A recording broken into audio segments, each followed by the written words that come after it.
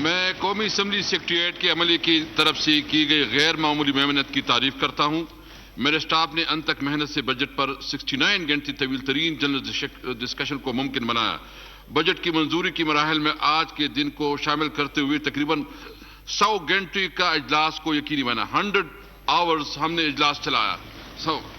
इस काविश के इतराफ में मैं असम्बली मुलाजमीन के लिए रिक्वेस्ट करूंगा फाइनेंस मिनिस्टर साहब से, जो 2019 में जो उसके साथ हुआ था, तो काइंडली 2019 की उस पर आप उसको भी दे दें। जी थैंक यू।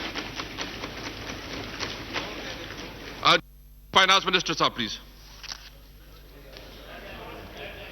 जी सर, मैं फ्लोर ऑफ द हाउस पे कह चुका हूं जी कि हमने जो मेरी अथॉरिटी उसके तहत एक ऑनरेरियम है, लेकिन मैंने प्राइम मिनिस्टर साहब को रिक्वेस्ट किया है कि 2 और ऑनरेरियम दिए जाएं ताकि 3 ऑनरेरियम्स हों आपके पूरी असेंबली वगैरह के लिए और पार्लियामेंट्री पार्टी के लिए।